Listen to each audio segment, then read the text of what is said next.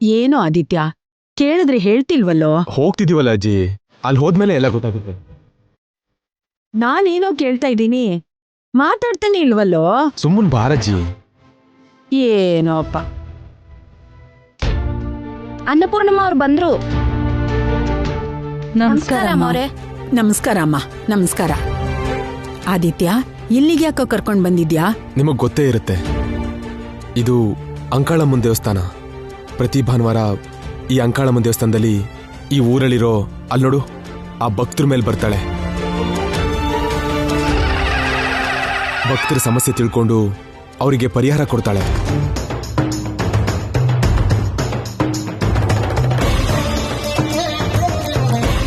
ನಮ್ಮ ಸಮಸ್ಯೆನೂ ಕೂಡ ಅಮ್ಮನವ್ರಿಗೆ ಹೇಳಿ ನಮ್ಮ ಸಮಸ್ಯೆಗೆ ಪರಿಹಾರ ತಿಳ್ಕೊಳ್ಳೋಣ ಅಂತ ಇಲ್ಲಿ ಕರ್ಕೊಂಡು ಬಂದೆ.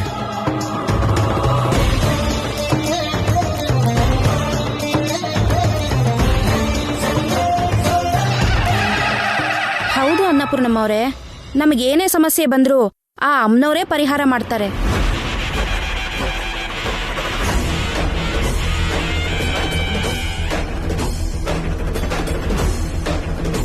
ಅಮ್ಮ ಅಂಕಾಳಮ್ಮ ತಾಯಿ, ನನ್ನ ಮಗನ್ಗೆ ಪ್ರಾಣ ಗಂಡಾಂತರ ಇದೆಯಮ್ಮ. ನಾವು ಪೂಜೆ ಮಾಡೋ ನಾಗಮ್ಮನೇ ನನ್ನ ಮಗನ್ನ ಸಾಯಿಸ್ಬೇಕು ಅಂತ ನನ್ನ ಮಗನ್ ಪ್ರಾಣ ತೆಗಿಯೋಕ್ ನೋಡ್ತಾ ಇದ್ದಾಳಮ್ಮ.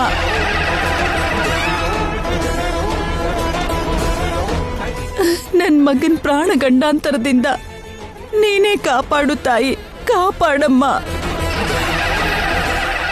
ಅಮ್ಮ ಅಂಕಾಳಮ್ಮ ತಾಯಿ, ನನಗೆ ನನ್ನ ತಂಗಿ ಅಂದ್ರೆ ಪ್ರಾಣ. ಚಿಕ್ಕದ್ರಿಂದ ನನ್ನ ತಂಗಿ ಜೀವನ ಚೆನ್ನಾಗಿರ್ಲಿ ಅಂತ, ಮತ್ತೆ ಅವಳು ಮದುವೆ ಮಾಡ್ಕೊಂಡು ಮುತ್ತೈದೆಯಾಗಿ ಬಾಳ್ಲಿ ಅಂತ ಬೇಡ್ಕೊಂಡಿದ್ದೆ. ಆದ್ರೆ ಇವಾಗ ನನ್ನ ತಂಗಿ ಜೀವನದ ಬಗ್ಗೆ ನೆನೆಸ್ಕೊಂಡ್ರೇನೆ ನನಗೆ ತುಂಬಾ ಭಯ ಆಗ್ತಾ ಇದೆ. ಅವಳಿಗೇನಾಗುತ್ತೋ, ಅರ್ಜುನ್ಗೇನಾಗುತ್ತೋ ಅಂತ ನಾನು ತುಂಬಾ ಭಯ ಪಡ್ತಾ ಇದ್ದೀನಮ್ಮ. ಹೇಗಾದ್ರೂ ಸರಿ ನನ್ನ ತಂಗಿ ಮತ್ತೆ ಭಾವನ್ನ ನೀನೇ ಕಾಪಾಡ್ಬೇಕಮ್ಮ.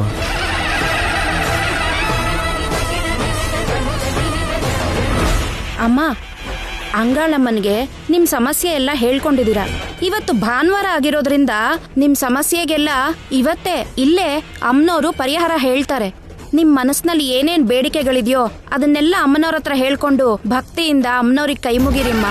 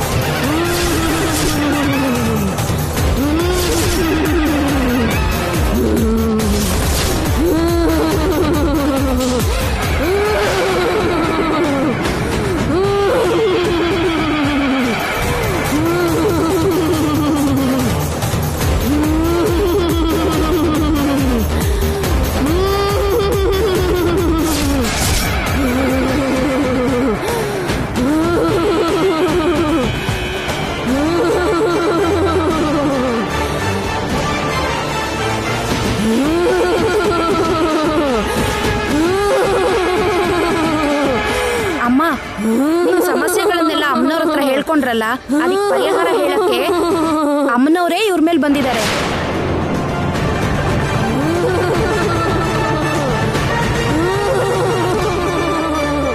ಅಮ್ಮ ಅಮ್ಮ ತಾಯಿ, ನನ್ನ ಮಗನ ಜೀವನ ಚೆನ್ನಾಗಿರ್ಬೇಕಮ್ಮ. ನನ್ನ ಮಗನ್ಗೇನು ಆಗದೆ ಇರ್ಬೇಕಮ್ಮ. ನೀನೇ ಏನಾದ್ರೂ ಪರಿಹಾರ ಹೇಳು ತಾಯಿ. ಎಷ್ಟು ಆಸೆಯಿಂದ ಬಂದಿದ್ದೀನಮ್ಮ. ನನ್ನ ಮಗನಿಗೆ ಪರಿಹಾರದ ದಾರಿ ನೀನೇ ಹೇಳ್ಬೇಕಮ್ಮ, ನೀನೇ ಕಾಪಾಡಬೇಕು. ನಿನ್ನ ಮಗ ಸಮಸ್ಯೆಯಲ್ಲಿದ್ದಾನೆ ತಾಯಿ. ನಿನ್ನ ಮಗನಿಗೆ ಜಾತಕ ದೋಷ ಇದೆ ತಾಯಿ. ಆ ದೋಷದಿಂದಾನೆ ನಾಗಮ್ಮ ತಾಯಿ ಸೇಡು ತೀರ್ಸ್ಕೊತಿದ್ದಾಳೆ.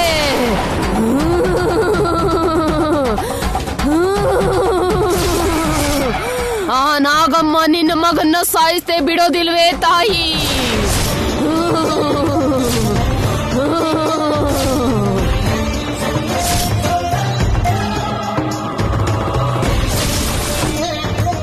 ಅಮ್ಮ, ನೀನು ದೇವತೆ. ನಮ್ಮ ಸಮಸ್ಯೆನ ಪರಿಹರಿಸಿ ನಮ್ಮನ್ನ ಗಂಡಾಂತರದಿಂದ ಹೊರಗೆ ತರೋ ಶಕ್ತಿ, ಮಹಿಮೆ ಇರೋಳಮ್ಮ ನೀನು. ನೀ ಸಮಸ್ಯೆಗೆ ಪರಿಹಾರ ತೋರಿಸ್ಬೇಕಮ್ಮ. ನಾನೇನ್ ಮಾಡಕ್ಕಾಗುತ್ತೆ ಮಗಳೇ?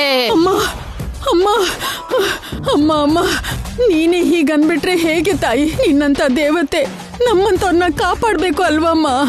ಅಮ್ಮ ನಮ್ಮನ್ನ ಗಂಡಾಂತರದಿಂದ ಕಾಪಾಡು ತಾಯಿ, ಕಾಪಾಡು ಅಮ್ಮ. ತಾಯಿ ನನ್ನ ಮಗನ್ ಹೇಗಾದ್ರೂ ನೀನೇ ಕಾಪಾಡ್ಬೇಕಮ್ಮ. ಅಂತ ಮಾತನ್ಬೇಡ ತಾಯಿ, ನನ್ ಮಗನ್ ಕಾಪಾಡು ತಾಯಿ, ಕಾಪಾಡು. ಇದಕ್ಕೆ ಪರಿಹಾರ ಇದೆ ತಾಯಿ. ನಿನ್ ಸೊಸೆ ಅರಿಶಿನ ಕುಂಕುಮ 100 ಕಾಲ ಬೆಳಗಬೇಕು ಅಂದ್ರೆ 1,00,000 ಅರಿಶಿನದ ಕೊಂಬಲ್ಲಿ ಗೌರಿ ದೇವಿ ಪೂಜೆ ಮಾಡ್ಬೇಕೇ ತಾಯಿ. ಆ ಪೂಜೆ ಮಾಡಿದ್ರೆ ಗೌರಿ ದೇವಿ ಮೆಚ್ಚಿ ನಿನ್ ಮಗ ಸೊಸೆಗೆ ಇರೋ ದೋಷನ ಹೋಗೋ ಹಾಗೆ ಮಾಡ್ತಾಳೆ. ನಿನ್ ಸಮಸ್ಯೆ ಪರಿಹಾರ ಆಗುತ್ತೆ ತಾಯಿ. 1,00,000 ಅರಿಶಿನ ಕೊಂಬಿನ ಪೂಜೆ ಮಾಡಿ.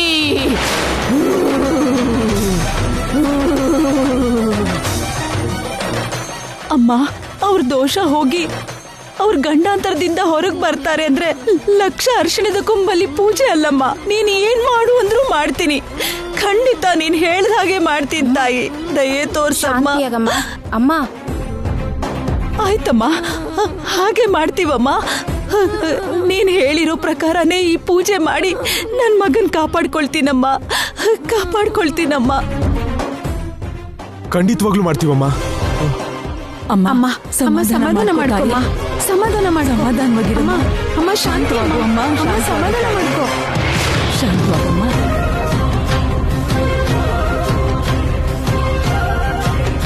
ನೀನ್ ಹೇಳಿದ್ದೆಲ್ಲ ಮಾಡ್ತೀವಿ ಅಂತ ಹೇಳಿದಾರಲ್ಲಮ್ಮ. ಶಾಂತವಾಗು ತಾಯಿ, ಶಾಂತವಾಗು.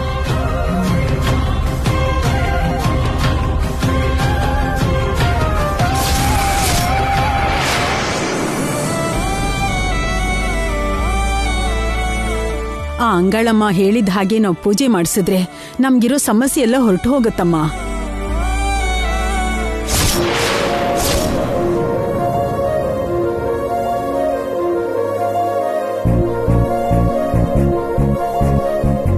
ಮಾವ, ಏನ್ ಭೈರವಿ? ಒಂದ್ಸರಿ ಅಲ್ಲಿ ನೋಡು.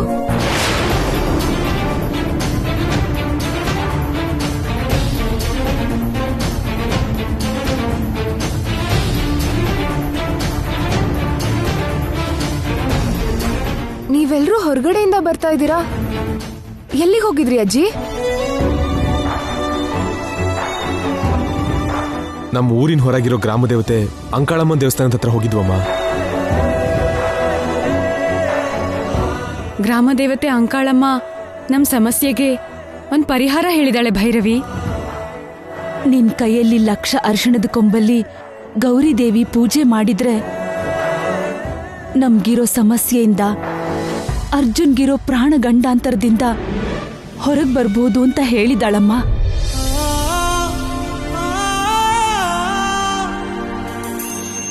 ಆ ಹೋಮ ಮಾಡಿದ್ರೆ ಎಲ್ಲ ಒಳ್ಳೇದೇ ಆಗುತ್ತೆ ಅಂತ ಆ ಅಮ್ಮನವ್ರು ಹೇಳಿದ್ರಮ್ಮ.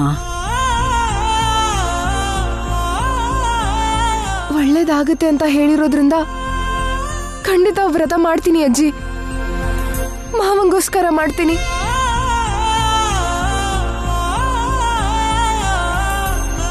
ಮಾಡ್ಬೇಕಮ್ಮ. ಈ ಪೂಜೆ ಅಂದ್ಕೊಂಡಿರೋ ಹಾಗೆ ನಡಿಬೇಕು. ಈ ವ್ರತ ಮಾಡಿ ಮುಗಿತಿದ್ದ ಹಾಗೆ ನಿಮ್ಮಿಬ್ಬರ ಮಧ್ಯೆ ಆ ಶುಭ ಕಾರ್ಯ ಕೂಡ ಆಗೋದ್ರೆ ನನ್ಗಿನ್ಯಾವ ಚಿಂತೆನೂ ಇರಲ್ಲಮ್ಮ.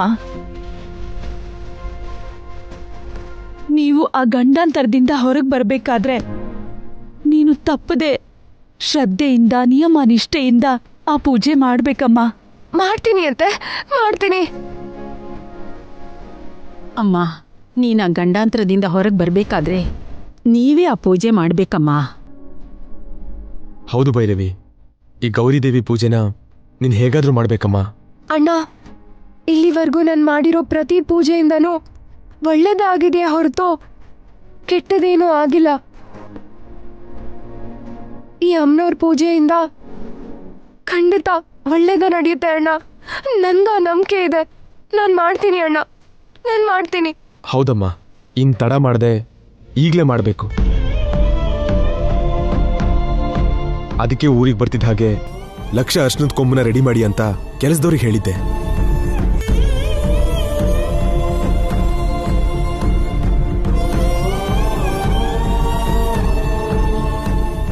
ನಮಸ್ತೆ ಯಜಮಾನ್ರೆ, ಇದನ್ನ ಎಲ್ಲಿ ತಗೊಂಡೋಗಿಡ್ಬೇಕು? ಒಳಗಡೆ ಇಟ್ಬಿಡಿ. ಹಾ ಸರಿ ಯಜಮಾನ್ರೆ.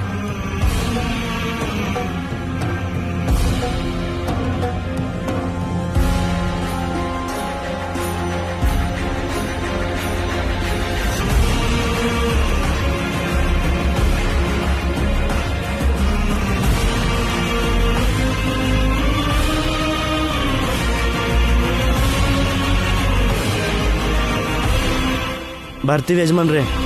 ಏನಾದ್ರೂ ಇದ್ರೆ ಹೇಳಿ ಕಳಿಸಿ. ಆಯ್ತು, ಹೇಳ್ತೀನಿ. ಸರಿ ಯಜಮಾನ್ರೆ. ಕೌಶಲ್ಯ, ಆ ಮೂಟೆಯಿಂದ ಲಕ್ಷಣ ಅರ್ಶನದ ಕೊಂಬಿದ್ಯಾ ಅಂತ ಲೆಕ್ಕ ಮಾಡಿ ಪೂಜೆಗೆ ರೆಡಿ ಮಾಡು. ಹೋಗು. ಆಯ್ತು ರೀ. ಆಯ್ತು ಅಂತ ಇಲ್ಲೇ ನಿಂತಿದ್ಯಲ್ಲ, ಮೊದ್ಲು ಹೋಗು. ಹೋಗ್ತಾ ಇದ್ದೀನಿ. ಆದಿತ್ಯ, ಪುರೋಹಿತ್ರನ್ನು ಕೂಡ ಬರಕ್ ಹೇಳು. ಪೂಜೆಗೆ ಏನೇನ್ ಬೇಕು ಅಂತ ಜೊತೆಲೇ ಇದ್ದು ಅವ್ರನ್ನೇ ನೋಡ್ಕೊಳಕ್ ಹೇಳು. ಯಾವ್ದು ತಡ ಆಗ್ಬಾರ್ದು. ಅನ್ಕೊಂಡಿದ್ದೆಲ್ಲ ಹಾಗೆ ನಡಿಬೇಕು. ಅರ್ಥ ಆಯ್ತಾ? ಅತ್ತೆ. ಏ ರಂಗ, ನಿಂತ್ಕೊಳ್ಳೋ.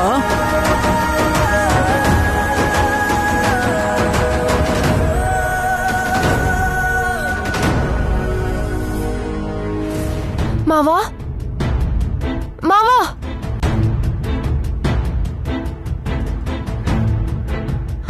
ಮಾವ, ನಿಂತ್ಕೋ ಮಾವ.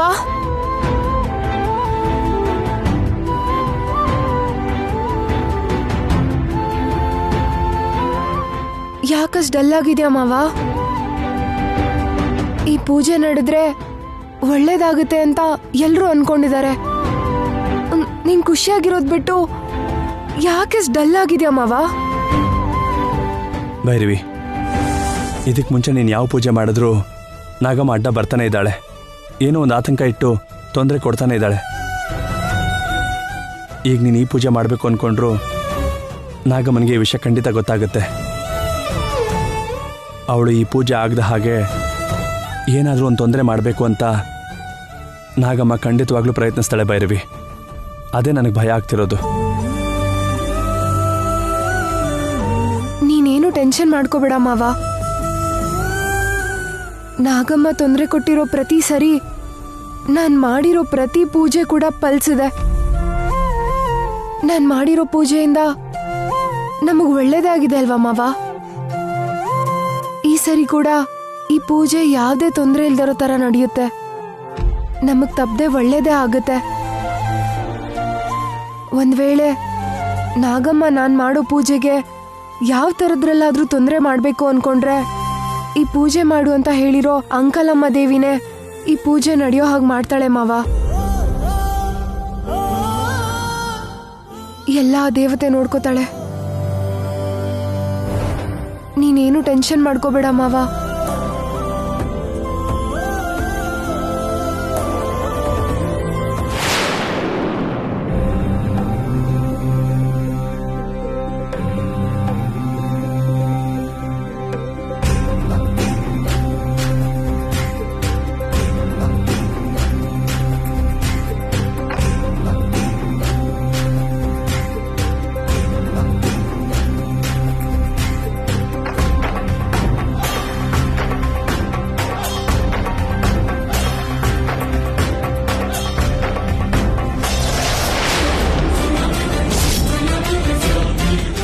ಅರ್ಜುನ್ನ ಮದ್ವೆ ಮಾಡ್ಕೊಳ್ದೆ ನಾನಿಲ್ಲಿಂದ ಹೋಗಲ್ಲ.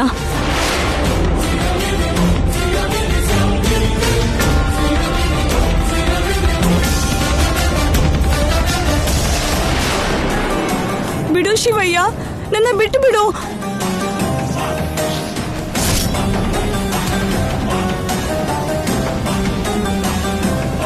ಬೇಡ ಶಿವಯ್ಯ, ನನ್ನ ಮಾತು ಕೇಳು. ಬಿಟ್ಟು ಬಿಡು, ನನ್ನ ಬಿಟ್ಟು ಬಿಡು.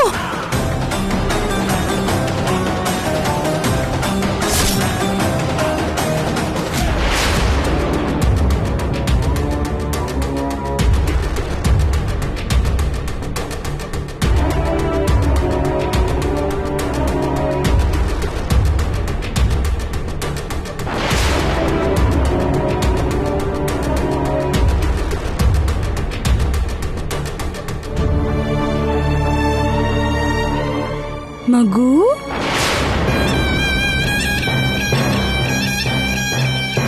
ಕರೀತಾ ಇರೋದು ನಿನ್ನನ್ನೇ. ಬಾ ಮಗು.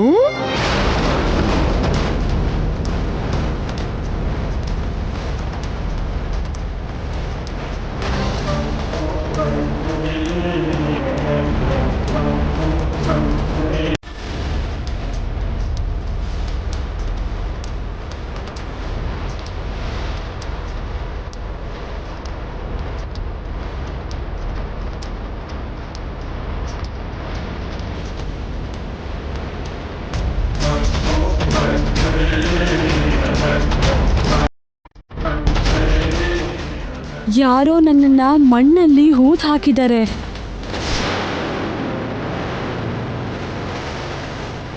ಬೇಗ ತೆಗಿ.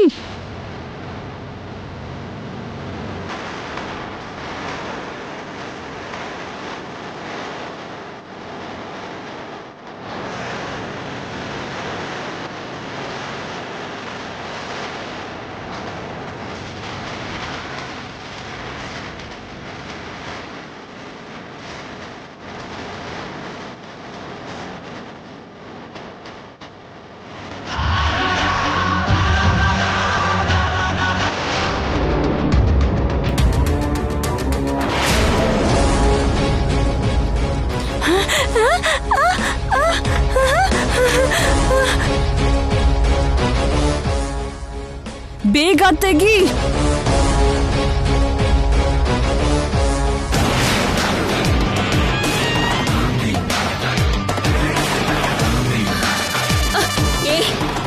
ಇಲ್ಲೇನ್ ಮಾಡ್ತಿದ್ಯಾ?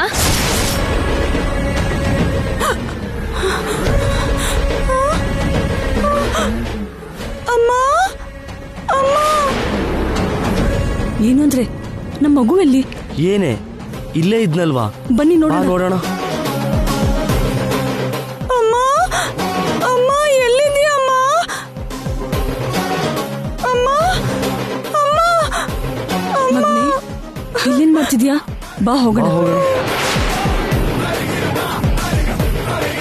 ನಾಗವೇಣಿ, ನನ್ನ ಹೊರಗ್ ಬರ್ದೇ ಇರೋ ಹಾಗೆ ಮಾಡಿ ತಪ್ಪು ಮಾಡ್ತಾ ಇದೀಯಾ. ನಾಗವೇಣಿ, ಆ ಪುಟ್ಟು ಹುಡುಗ ನನಗೆ ಸಹಾಯ ಮಾಡದೇ ಇರೋ ಹಾಗೆ ಮಾಡಿದ್ಯಾ. ನಾನ್ ನಿನ್ನ ಸುಮ್ಮನೆ ಬಿಡಲ್ಲ. ಹೇಳಿದ ಮಾತನ್ ಕೇಳದೆ ಈ ರೀತಿಯಲ್ಲಿ ದರ್ಬಾರು ಮಾಡುವುದಕ್ಕೆ ನೋಡಿದೆ. ಅದಕ್ಕೆ ಸಜೀವ ಸಮಾಧಿ ಮಾಡಬೇಕಾಯ್ತು. ಅದನ್ನು ನೆನಪಿಟ್ಟುಕೋ.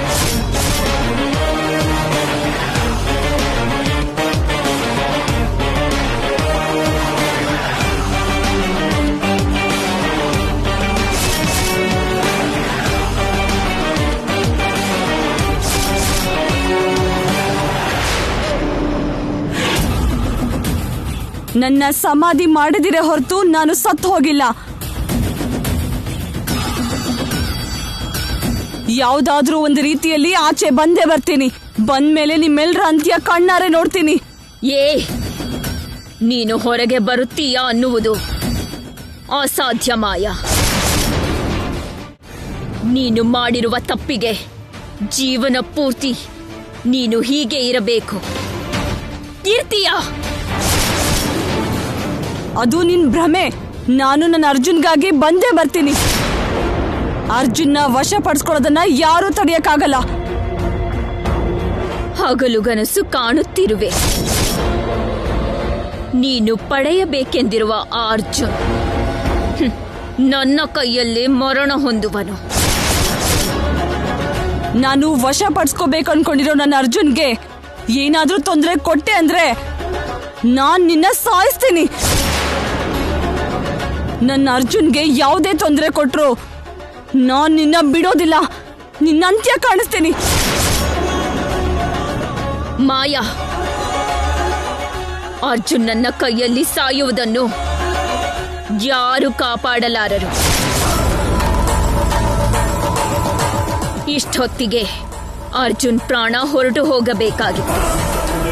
ಅದೃಷ್ಟಕ್ಕೆ ನನ್ನಿಂದ ತಪ್ಪಿಸಿಕೊಂಡಿದ್ದಾನೆ. ಇವತ್ತು ಖಂಡಿತ ಅರ್ಜುನ್ನನ್ನು ಸಾಯಿಸುವೆ. ಅಲ್ಲ ಅಲ್ಲ, ನಿನ್ನ ಅರ್ಜುನನ್ನು ಕೊಲ್ಲುವೆ, ಕೊಂದೇ ತೀರುವೆ. ನಾಗವೇಣಿ, ನೀನು ನನ್ನ ಅರ್ಜುನ ಕೊಲ್ಲಕ್ ನೋಡಿದ್ರೆ ನಾನು ನಿನ್ನನ್ನೇ ಅಲ್ಲ, ನಿನ್ ಮದ್ವೆ ಆಗ್ಬೇಕನ್ಕೊಂಡಿರೋ ನಿನ್ ಮಾವನ್ನು ಕೂಡ ಸಾಯಿಸ್ತೀನಿ.